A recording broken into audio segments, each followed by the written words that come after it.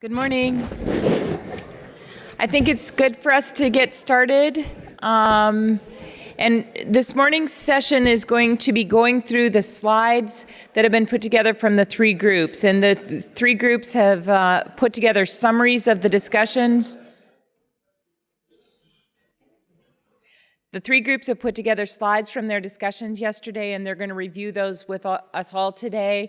I assume when we get done, there will be some additional sticking points that will go back into breakout groups, address those sticking points, and then come back at the end of the day, at the end of the morning, and summarize all of our discussions very briefly at that point without slides. So this is going to be the last time that you're going to really see the slides.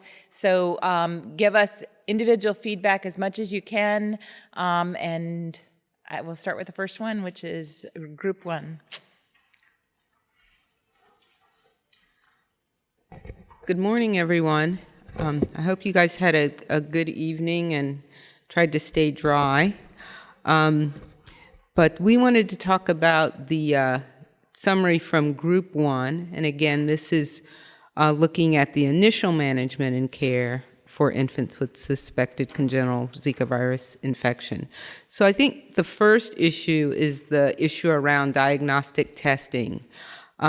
We just want to let you all know that there are ongoing discussions with both internal and external experts regarding some of the issues around the infant diagnostic testing, that it's likely to include testing on infant specimens, including IgM and PCR. There are some discussions about, what that might include: CSF, urine, saliva. So they're just ongoing discussions on this particular area, and these final recommendations are pending, but it's possible or confirmed infection could be considered if the infant was PCR or IgM positive. So then we also thought that we needed to really categorize a group of all infants who are suspected with congenital Zika virus infection and what that initial assessment laboratory and imaging studies would be. So these are all suspected infants, and those that may also appear healthy. So the initial physical exam, which everyone should receive, careful head measurement, length, weight, assessment of gestational age, and then evaluation for those neurologic abnormalities, dysmorphic features, and then in assessing other potential problems to include assessing for skin rash, lesions, liver and spleen assessment, and then hearing screen. And we wanted to stay in line what is currently recommended with regard to universal hearing prior to discharge. We also thought that a cranial ultrasound should be conducted prior to discharge from the hospital. We had some discussion, individuals had some discussion and debate whether the antenatal head ultrasound alone would be adequate, but individuals really thought that a cranial ultrasound was routine enough and could be easily obtained prior to discharge. And then the evaluation by a pediatric ophthalmologist, which may not be as easily accessible during the birth hospitalization, would be done within a month after birth. And if the tests returned negative on the infant, then that particular referral could be canceled. Also, there has been some information in the literature about potential thrombocytopenia, and so individuals thought that this might be a reasonable thing to at least assess, and then other evaluations that might be pertinent to the infant's exam. Now, in terms of thinking about symptomatic infants, there's a different set of assessment and laboratory and imaging studies.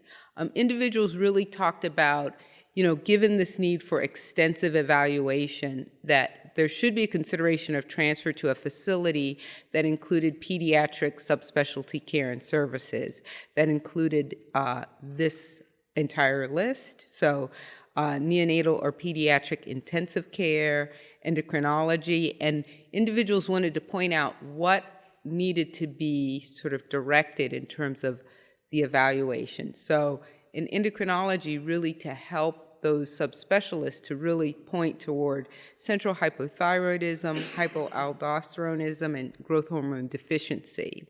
And then in orthopedics, to really think about the issues around arthrogryposis, neurology, the neuroimaging, EEG, microcephaly, and seizure management as indicated.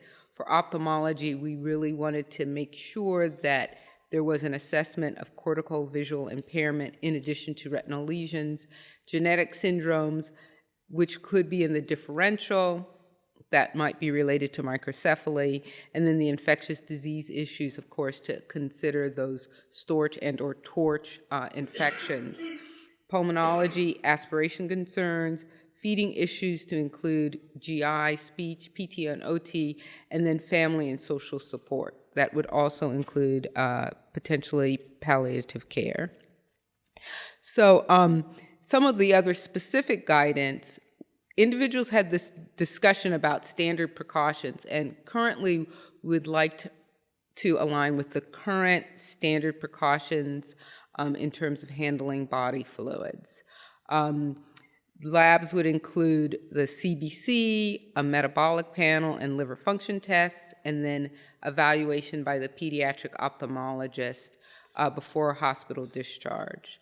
Audiology evaluation, OAE and ABR before hospital discharge, and then the head ultrasound prior to discharge, and considering advanced testing, and then other evaluations specific.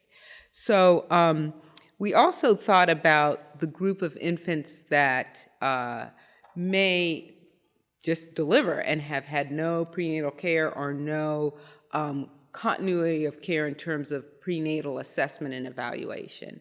And so this is an asymptomatic infant who may be considered at risk, whether it's travel to an endemic area or some other history that might create some suspicion. And for those infants to perform maternal diagnostic testing, and the testing could include Zika PCR testing on the placenta in order to get the results back more quickly. Again, this would be an asymptomatic infant that may not have other reasons to be kept in the hospital. Again, comprehensive physical, neurologic evaluation, hearing screening, and then again, a head ultrasound performed if the maternal testing is positive, and if there's concerns for follow-up, then could perform that prior to discharge from the hospital. So just in summary, there are still recommendations that need to be sort of further fleshed out with regard to diagnostic testing, but asymptomatic infants, as all infants, should receive normal newborn care, including the comprehensive physical and then hearing screening, and then the additional issue would be the head ultrasound. And then symptomatic infants would require complex care and would benefit from care at a facility with multiple pediatric subspecialists.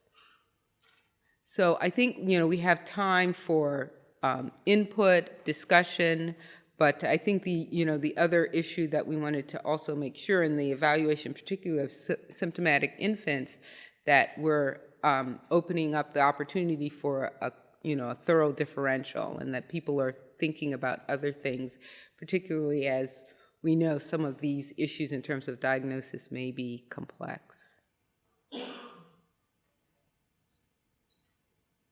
So we're now open to questions, and again, the group 1 contributors were great. They were full of energy, and we had some really good discussion. So thank you again for group 1. So, yeah. Yeah. Thank you. This is just a really wonderful, comprehensive set of instructions. Yeah. Guidelines, And you just reintroduce yourself again? Yes, just so everyone... I'm sorry. This is Lisa Hunter at Cincinnati Children's Hospital in pediatric audiology. This is, I think, going to be a wonderful set of comprehensive guidelines or recommendations.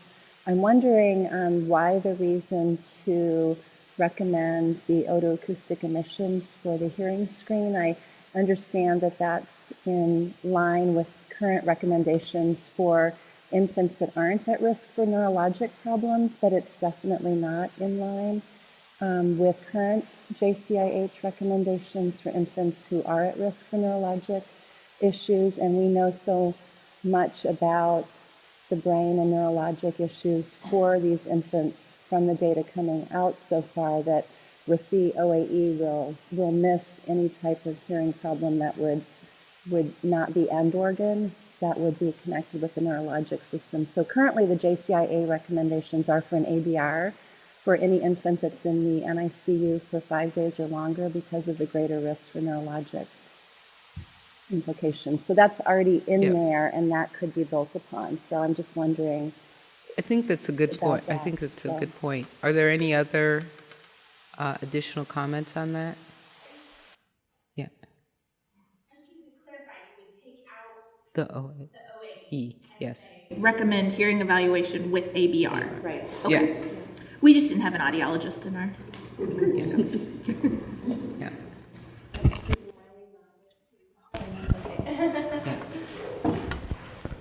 Ravi Patel? Oh, pardon me. I mean, yes. This is Parmi Sachdev. I'm a hospitalist. I just had a question about like CSF studies. I don't know if that would be. I mean, because especially, that would kind of be a normal workup of an infant not acting right or having signs of central issues. So I don't know if there's been any prior, studies to indicate that would be helpful at all. Looking, especially for like under the differential diagnosis, I would think you might want to. So I think in some of the initial assessment of CSF, as you may recall, the recommendation said if CSF was available. I think with input from practitioners, I think there's much more comfort in obtaining CSF, particularly in an infant that may be of concern. The question is where might be the highest yield in terms of results. We don't currently know that, if urine versus CSF, but certainly if there were concern about neurologic findings, it would seem it would be reasonable to obtain CSF. And so it's a good comment. Yes. I liked what you said. This is Michael Massal, University of Chicago, on differential diagnosis.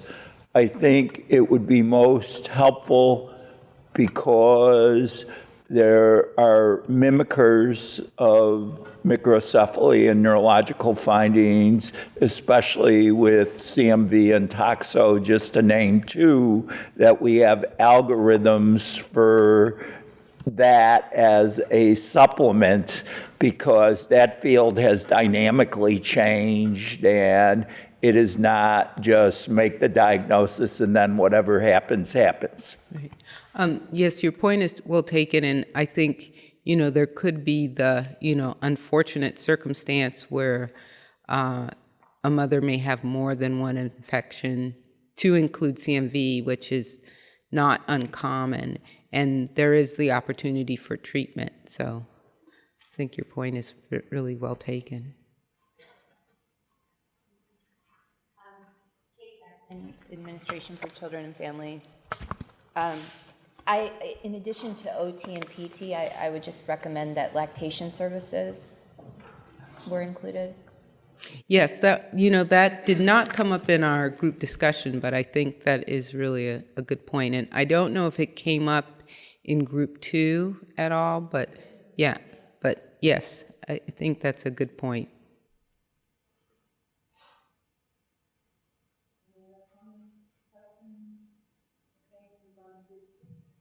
Okay, thanks.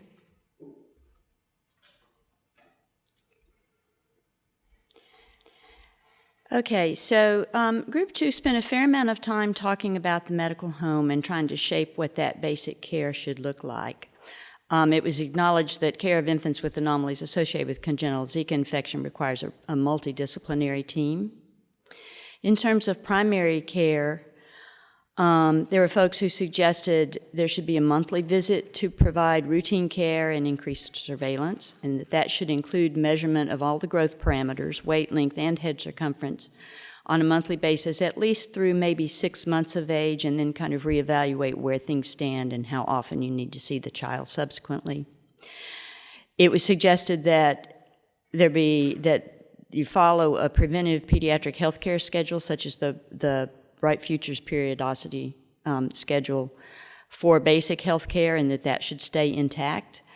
There needs to be provision of regularly scheduled pediatric immunizations. And the discussion, the people in the group really felt that CNS malformations were not a contraindication or a precaution for pertussis-containing vaccines, that maybe uncontrolled seizures is one condition where you might want to think about the vaccine, but typically the precautions have to do with progressive neurologic conditions like leukodystrophy and some of those kinds of things, and not a CNS malformation. So there really wasn't much concern about pertussis vaccines.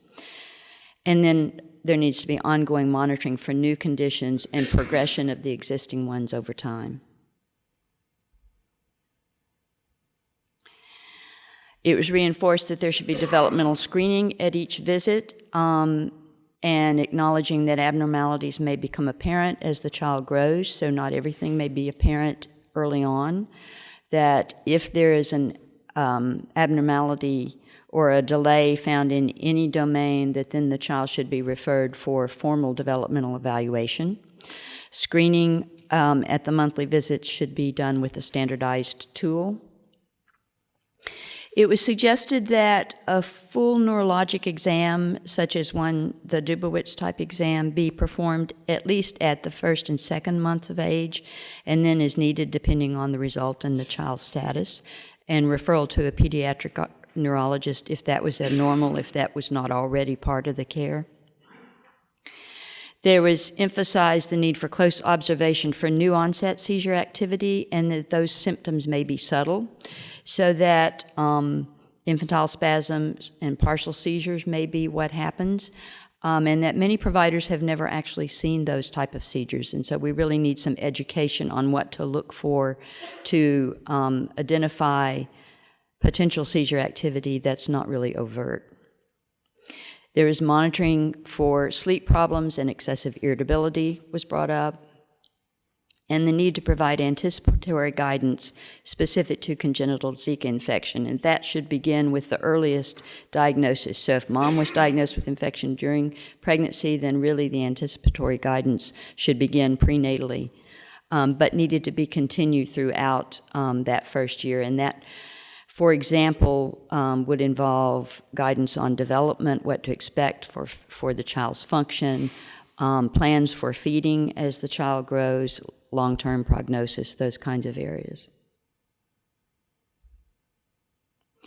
In terms of coordination of care, there was discussion about the need to really close the loop on this care, to ensure that the needed testing and consultations are done, but then that the primary physician obtain those results, be sure that abnormal results are acted on appropriately, regardless of who's providing the care, that the primary care provider needed to be sure that all of that occurred as expected. So they need to obtain all the results of testing performed during the newborn evaluation and act on the results if they haven't been already. They need to ensure that follow-up with subspecialists and services that are recommended during the newborn evaluation have been completed or scheduled. It talked about the need to optimize communication among the providers so that evaluations occur promptly and interventions are obtained once referrals are placed, so that, I'll give you an example in a minute, but so that a child isn't referred off and say, oh, well, you're seeing them, I don't need to worry about that part, that the primary care provider really needs to stay involved with what's going on, continue to monitor the child's growth, development, and neurologic status, even after referrals are made and during the subspecialty care. So we talked about a lot of different referrals, and this is just kind of the long list that may be needed. And early intervention was what was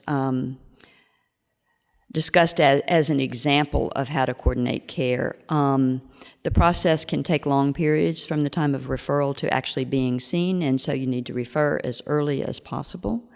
But there may be the need to identify alternative resources for some of the services while you're waiting for that referral appointment.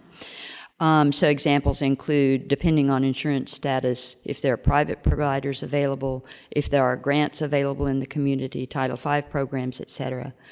and that the primary physician needs to continue to monitor the child's development progress while they're obtaining the early intervention services, because EI may not address all the areas of the child's developmental needs, and you need to be sure that those are being addressed as well as the interventions that EI provides.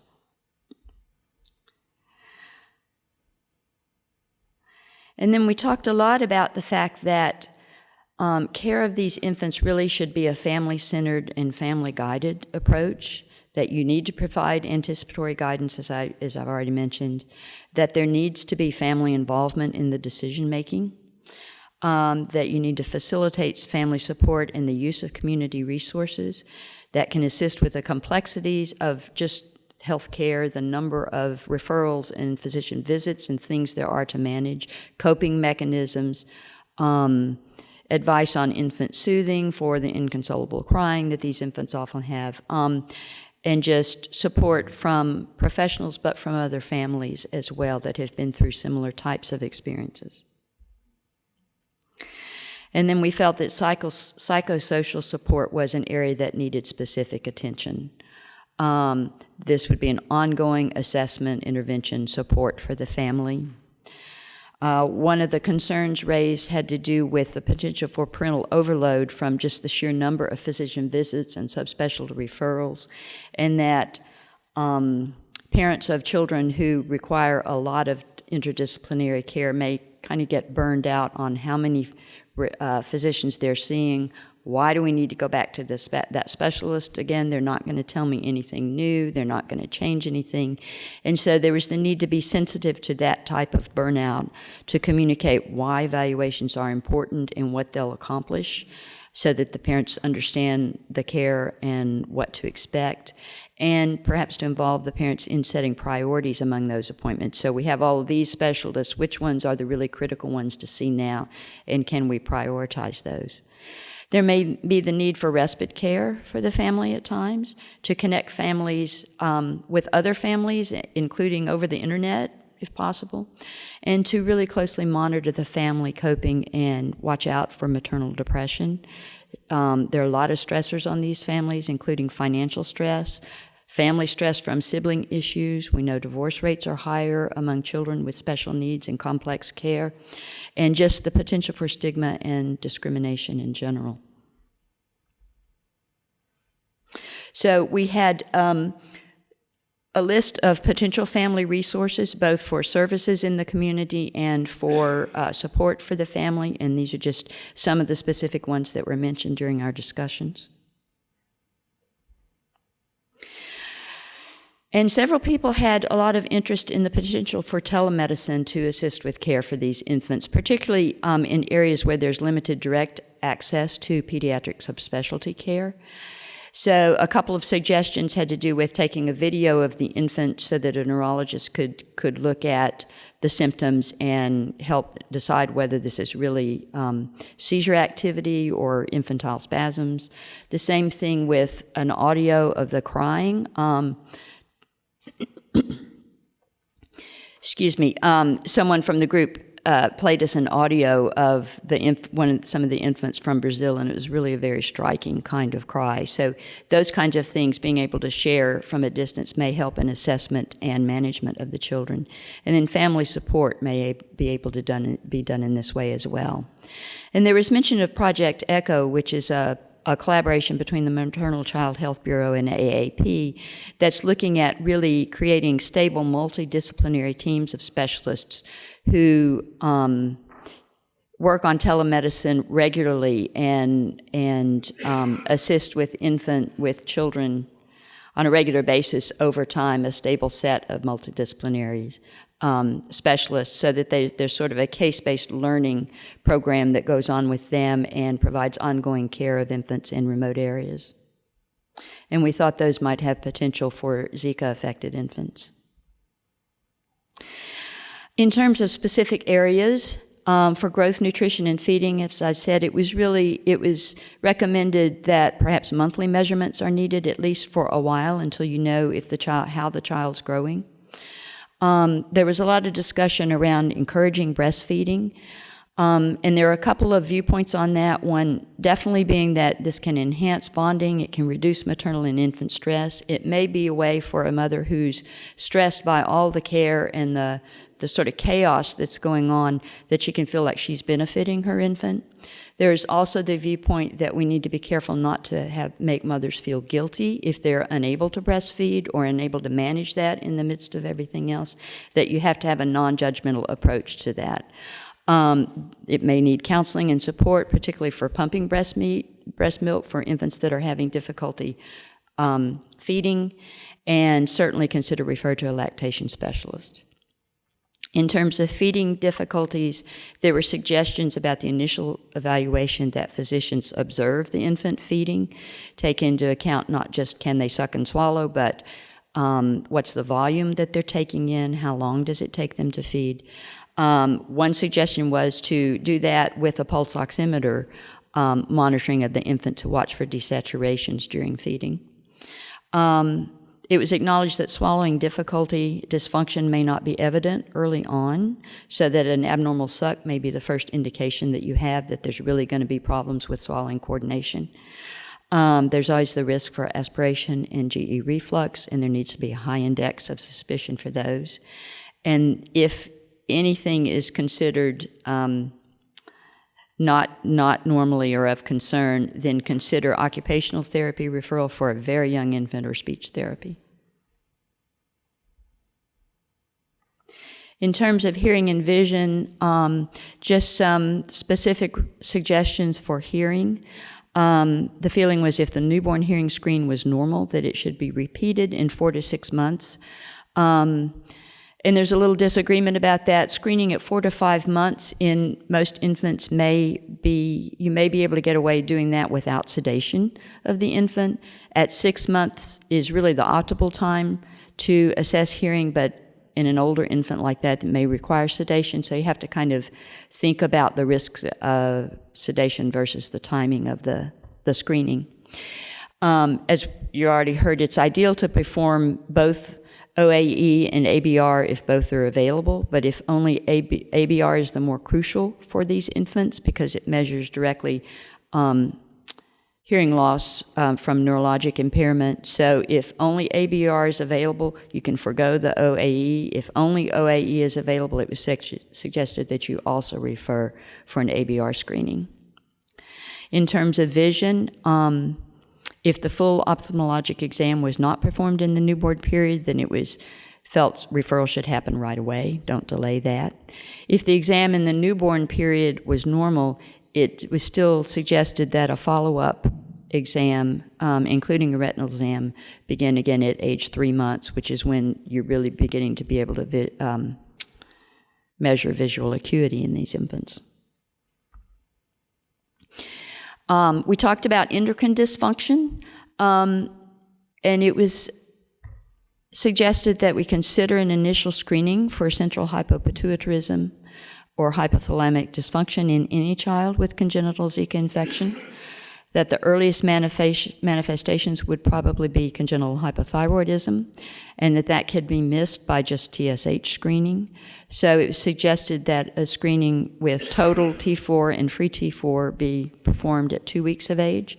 If that's abnormal, then you would proceed with a full workup for hypocorticolism. If it was normal, then they suggested repeating again at 3 months just to be sure that you're not missing this. The comment was made that you can also look at prolactin levels in the older child, and that even if all of that's normal, you need to follow linear growth, particularly as the child gets older, to watch for growth hormone insufficiency. And then there were some other topics that we touched on that I just wanted to mention. It was emphasized the need for accurate measurement of the head circumference, and that can be difficult in infants with severe microcephaly or with an abnormal head shape. And so the measurement should be, some physician instruction on measuring from the glomella to the prominent point of the occipital bone in the back.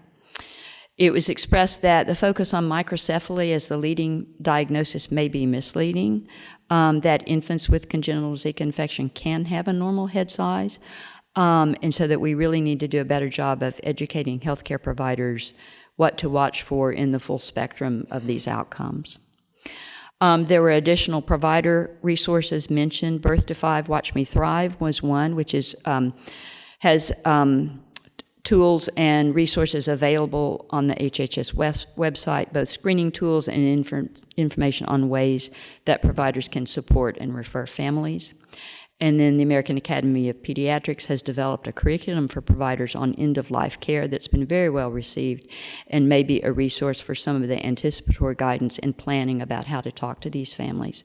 And one other topic that I neglected to put on the slide had to do with ensuring safe imaging practices, the issue of sedation in need to obtain not just hearing and vision screening, but MRIs and other types of testing, particularly in settings that are not prepared to care for pediatric patients, and that you really consider carefully, the timing of the exams, how badly that exam is needed now versus the need for sedation and the potential risk for that if an infant were to arrest, can they be managed properly in that setting, and that all of those things played into making decisions about care. And again, I want to thank all the members of the work group. We also had a very lively discussion, and it was a real pleasure. Thank you.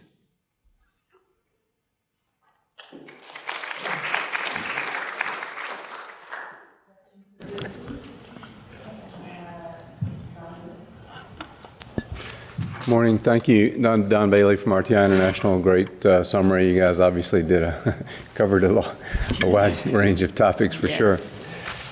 Which brings me to my first point, which is families are going to be dealing with a wide range of topics and issues, and you've alluded to this, but it does seem to me that there's going to be a pressing need for some kind of case coordination, and I realize that with the medical home is one place for that, but I can't imagine that being able, the pediatrician to be able to do all of that. And so these families will be overwhelmed by the number of different therapies and so forth, and some kind of glue to help them navigate this is going to be important. I don't know whether that's in the early intervention system or if it's in the public health system or if it's in the medical home, but it's not unlike other children with complex health needs in many ways, but they have problems with this issue too. Early intervention is going to be an important component of this, and in many ways they probably are prepared, but in many ways they're not prepared for this. This will be a new disorder for them, and so they're going to need some training and guidance on how to work with these babies, and there's going to be need to be a link between the early intervention system and the pediatric medical system, and in some places that's a good link, and in other places it's a non-existent link. My other comment, I know this meeting's not about research, but I feel there's a tremendous need for a national protocol on longitudinal assessments of babies with congenital Zika syndrome. They're going to be, every community, there's going to be a different assessment protocol, and we need to be able to aggregate data at both a public health perspective and a national perspective. And I know that's a different topic from this meeting, and whether that's a kind of investigator-initiated proposal or whether it's some kind of national collaboration between federal agencies like CDC and NIH, for example. But we need to be able to understand these developmental consequences longitudinally, both in terms of detailed neuropsychological assessments and the other medical things, but also some very simple functional assessments like walking and first word, are they talking at all? Because at the public health, at the political level and the media level, we need to be able to say what's happening to these babies so we can push the agenda for broader support. Sorry to talk so long. Yeah, thank you for those comments. We did have a fair amount of discussion around the need for coordinating care and how families cannot manage that and an individual provider can't manage that as well. And much of it harked back to Dr. Houtro's talk yesterday about children requiring complex medical care, and the fact that there isn't any one place or one way to manage that. There are some complex care coordination centers around the country in some areas. Different communities may have different resources that can do that, but there's not a real definite place where here's where you can go to have that done. And so that's something we need to work on for sure. In terms of research on outcomes, I totally agree. I didn't mention today, but we did yesterday about encouraging caregivers of these children to report their outcomes to the U.S. Zika Pregnancy Registry, but I think that's just a starting place, yeah. Yes. So, Yeah, great. good morning. This is Bill Capagianis from NICHD. We have, to get to your point about research, there is a protocol called the ZIP protocol, Zika in Infants and Pregnancy, that is actually currently up and enrolling in South American countries, including also in some U.S. territories, and Puerto Rico is one of them, looking at exactly the issues that you alluded to, and I think that we have a profound interest in this area. There is a robust research agenda that we are planning, and we're also we've also released an initiative looking at some formative grants as supplements for investigators working in this area. So we're going to continue to generate more on this agenda, and we actually have a workshop that's planned later this year, and we'll be happy to share more about that on the. It's in September 22nd, 23rd. So just to get to your point, very important. Angela Shirley, UT Southwestern, and the AAP Council on Genetics. Might I suggest on the list of suggested specialty, it was one of your earlier slides, that just be compared against the same list from Group 1, and a statement made about anything that did not happen in the neonatal period from this list needs to make sure it takes place. Yeah, and we'll definitely coordinate the input for the different groups, but that's a good point, absolutely.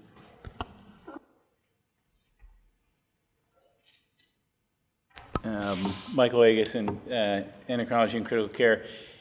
I was actually looking at the same list, and you didn't leave it up for long enough to kind of look through, but I did notice the word neurosurgery on there, and I haven't heard of any case where neurosurgery would be appropriate, and maybe it is, but I think we should just be careful of kind of implying that there's a surgically correctable problem here. And unless there's something you're specifically thinking of, I would take that one off. Again, I didn't see the full list, but. Yeah, thanks. I'm not quite sure how it got on there to begin with. We didn't talk about neurosurgery specifically yesterday, so good, well taken. The endocrine stuff, I would add a TSH to your 2-week and 3-month testing. I think the point was not only to do TSH, but to do the T4 as well, so yeah. Oh, okay. Yeah, as long as you're listening, you want to do a TSH. Implied. Okay.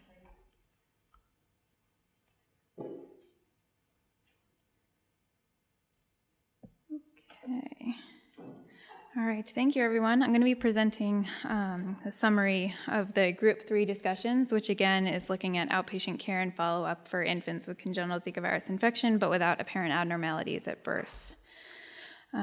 So I first wanted to discuss some of the limitations that our group brought up, specifically because we're talking about a group of infants that we have very little to no information about currently. And so a lot of our discussion revolved around what's known about infants that do have apparent abnormalities or more symptomatic infants, and kind of trying to infer from that what could be done for these infants with asymptomatic infection.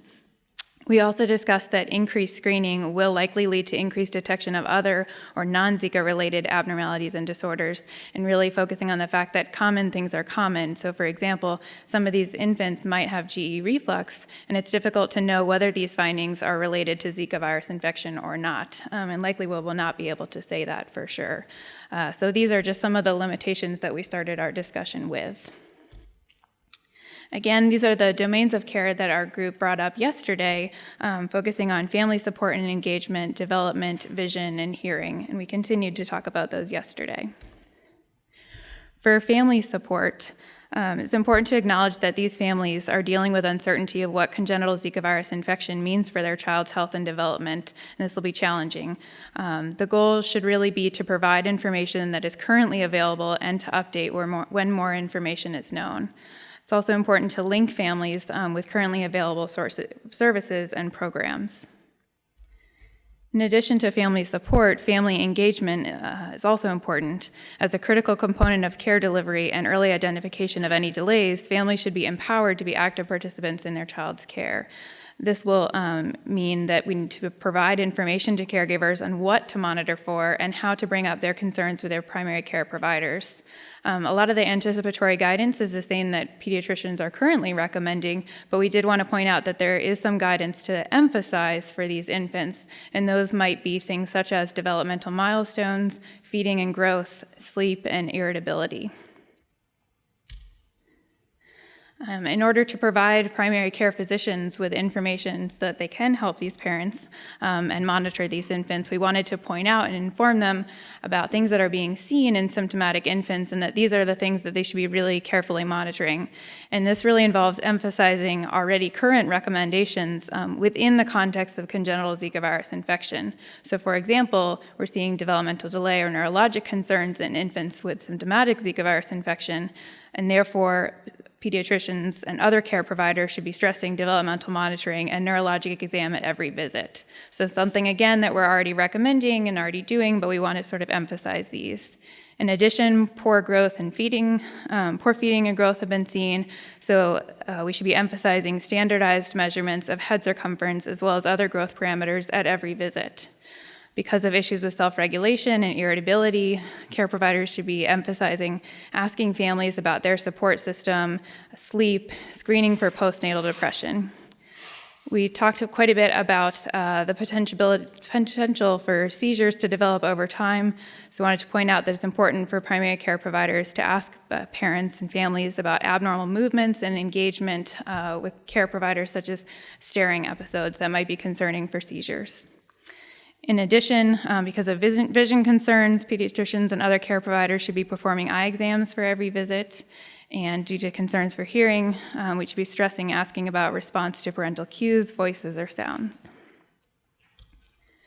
Just to go into a little bit more detail about each of the things that we talked about yesterday, for developmental screening, we again thought that we should be emphasizing the use of standardized, validated screening tools at 9 and 12 months as currently recommended.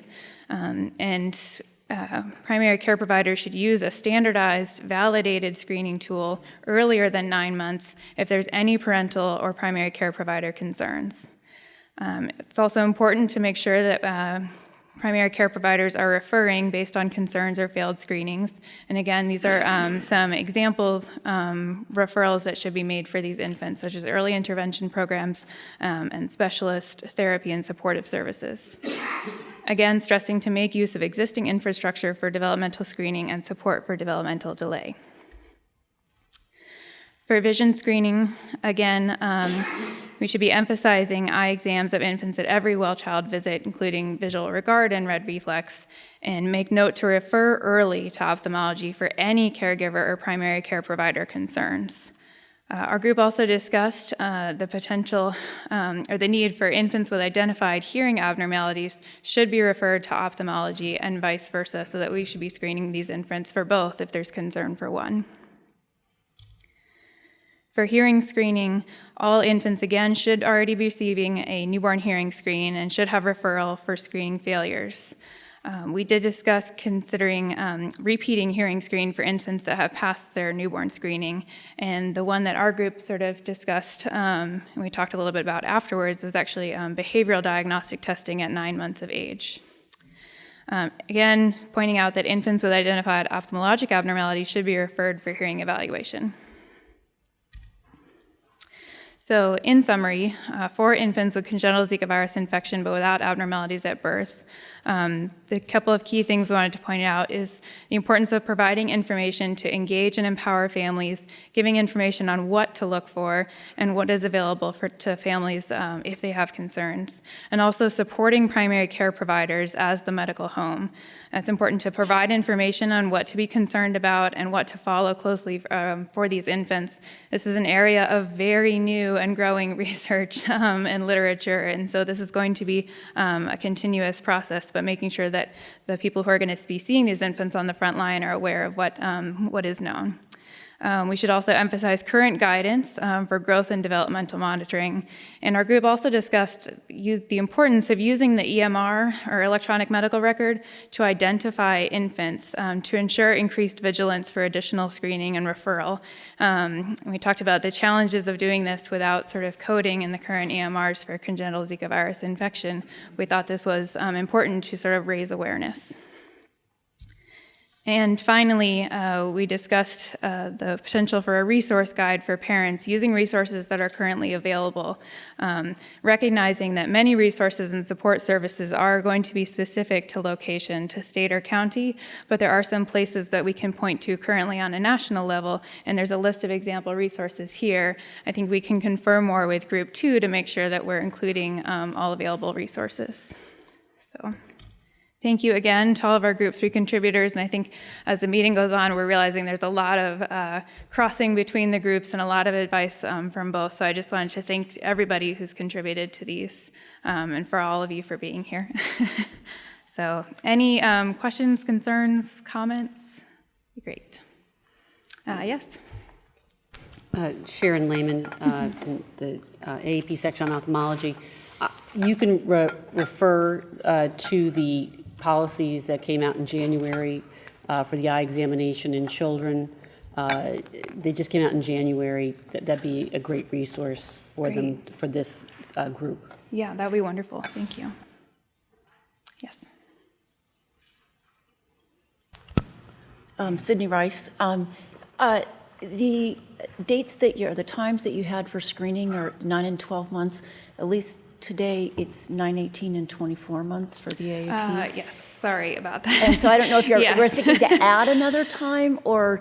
No, that was sort of an error on my part, and I apologize. Really, we'd be focusing on the 9 months, and again, that's because we're trying to sort of limit what we're talking about today to sort of the 12-month mark because we just have such limited evidence beyond that. So the inclusion of 12 months there is my error. Sorry, 9 months. Thank you. Yes, Dr. Trevathan. Yeah, Ed Trevathan, neurology section, AAP. One of the things I think would be helpful to put out a little more up front is that among these children who are asymptomatic at birth, however that's defined, at least one of, if not the major way that they would present as being being symptomatic would be onset of seizures, including infantile spasms in the first few months of life. And so making sure that pediatricians think about that when they're doing developmental assessments, maybe having that as a separate thing to think about, ask about, would be important. And in terms of resources, I know they're not represented here today, but the Epilepsy Foundation of America has very good educational materials for families and also for primary care physicians. They tend to have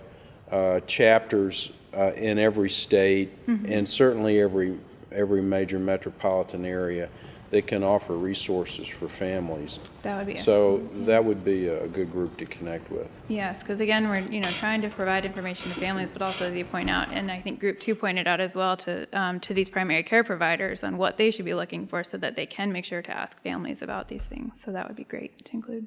Thank you. Yes, Dr. Bailey. So I don't have a specific suggestion here, but I'm very involved in newborn screening, and there are just lots of issues about what to disclose and what not to disclose and when. So I'm involved in a project with whole genome sequencing for newborn screening, for example, and if you learn things, what are you obligated to tell and so forth. And so there's been a whole pushback by some people in the field and they describe them as patients in waiting and just waiting for something to happen and so the pushback there has been, well, don't disclose, for some. But here, it's a different situation. It's already, these families are going to know this already, and so they know they're at risk. So I think it's interesting, both from a kind of a practical, clinical perspective, as well as from a research perspective, that we try to understand what this really means for families, and what the level of risk actually is. I mean, I'm very impressed by Ed and Camila's presentations that there probably is a much greater risk than anybody's ever thought about so far, but the magnitude of it, we really don't really don't have any clue yet. Exactly. So we need to temper, as we discussed in our group, there's this balance between, vigilance and watchful waiting and surveillance and so forth, and yet, the uncertainty of it will be very, very difficult for a lot of families. And I think I probably could have stressed that a lot more in the slides as well, but that's going to be very stressful for families outside of any sort of medical needs, but just that uncertainty and the sort of lack of answers that we have currently for things such as risk is going to be very, very stressful. And so making sure that we're supporting parents as best we can with the information that we have, it's going to be a challenge. So.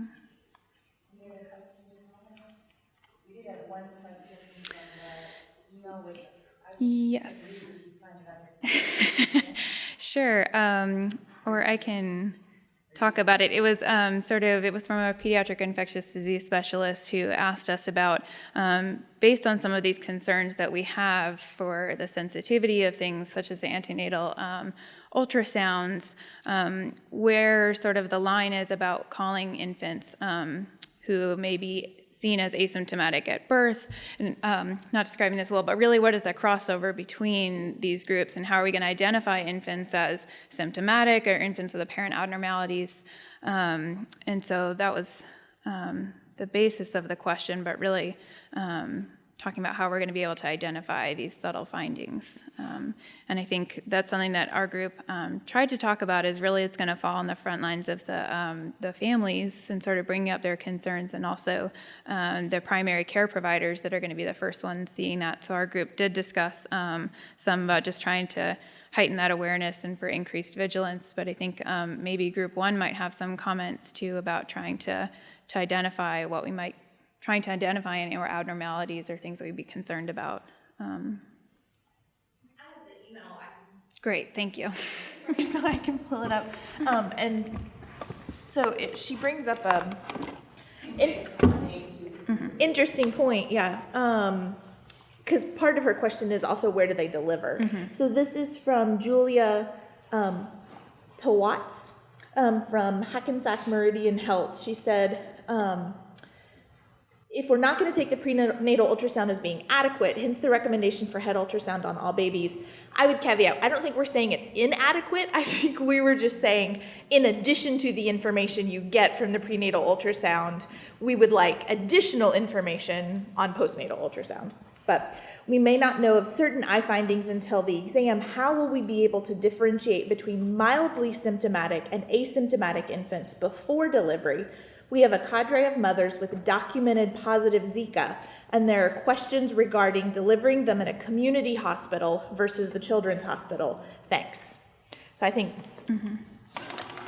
that's interesting if, they don't have the classic kind of fetal brain disruption sequence phenotype, but there's concern that there might be some mildly asymptomatic. Does that woman need to be transferred to a tertiary care facility for delivery, or do we think that that could be managed at a community hospital? Open that up. Yeah. I have a thought is that it's not an emergency, and so I think that maybe unless there's not somebody. I think it's better to deliver where you're comfortable and where you were planning to deliver, and then making sure the supports are in place to support that family to get the workup. But suddenly transferring to a tertiary care center, I think, delivers that message that, gosh, this is something really serious and really emergent, and it may they may be asymptomatic or they may have some mild findings, but my gut would be to say deliver where you are, if the support's there. Yeah, Georgina, I think your point is well taken, that the need for referral should be dictated by the need of the certain services. So if this is an otherwise relatively asymptomatic infant, they should receive routine care with the appropriate referrals as indicated in Group 1. And if there are additional information over time, that's where the issues surrounding Group 2 comes into play. But I think you're right, we would end up separating families and perhaps unnecessarily.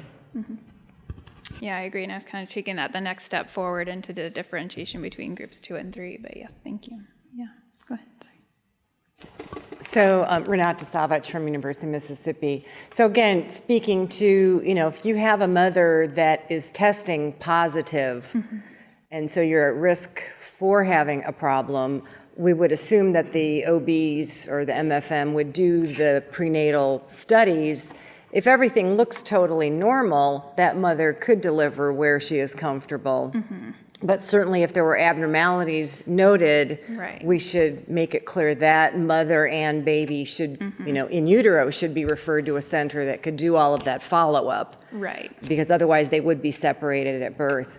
Now, if we thought the baby was asymptomatic, the mother was positive, and we did a head ultrasound at that home hospital and there were some significant abnormalities, I think that baby would be transferred. So in that case, that would be a separation. But we do realize most of the babies with the positive mother will be asymptomatic, and there's no need to make her deliver at a referral center if that place feels comfortable doing all of that testing. Now, there may be some very tiny hospitals that can't do any of that testing.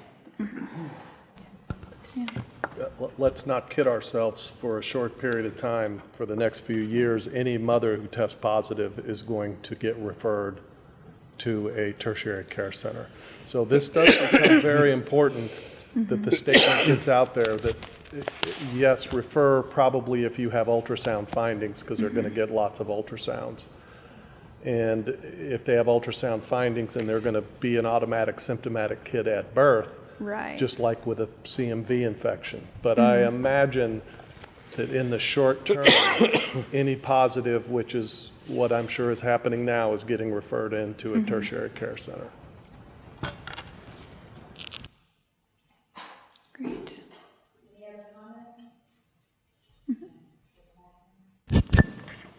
Joan Meek, Florida State University AAP section on breastfeeding. We talked about breastfeeding, but I wanted to make a couple of points. One is, for these children that we know are potentially at risk for having attachment disorders and neurodevelopment delays and excessive irritability, et cetera, I think it is really important that we emphasize breastfeeding, but that really needs to begin during the prenatal period. We can't wait until 1 month or later. So I think that needs to be built into the guidance that begins, with the OB piece in terms of prenatal counseling and education and support. So we start there. I also think that these moms may need support in terms of milk expression.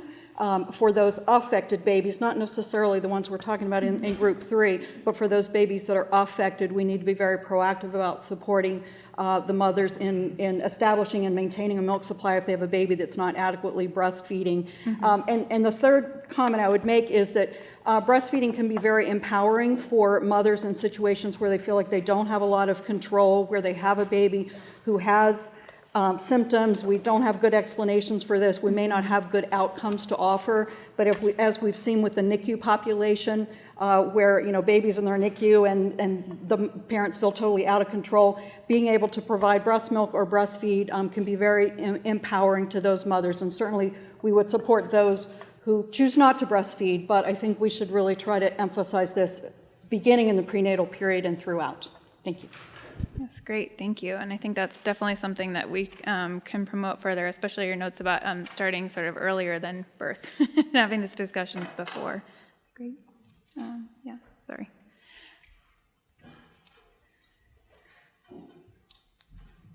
Hi, Jennifer Petrie from Family Voices. So I think we can all agree that families play a huge and crucial part in this Zika problem here. But one thing that always seems to happen is that when these initiatives roll out, when I look at these grants, there's no funding for families in them.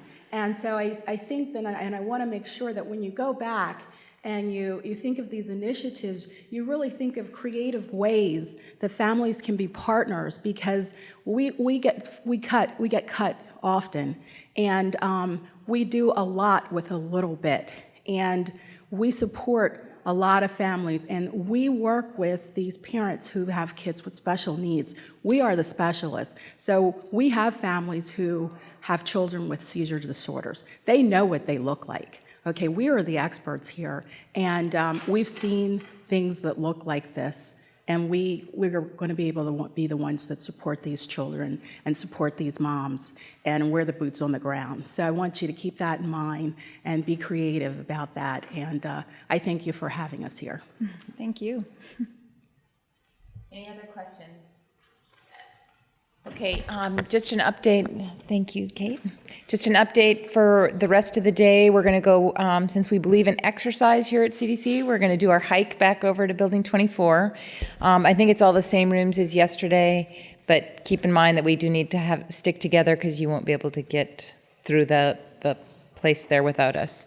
And then we are planning to come back to this building, but not this room. So when you come back at 11:30, it's going to be 254, 255, which is, you're going to come up that elevator and then go that way. And it's, I think it's the last hallway. And at that time, we're going to be talking about next steps. It does seem like most of the groups have come to have a good summary already. And so if you don't have things to discuss in your group, help us think about important references, help us think about resources that we could give.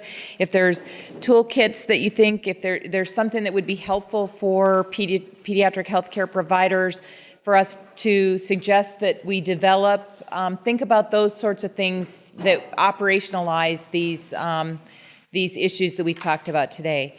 So we'll go off to our groups and see you back at 11:30. Thanks.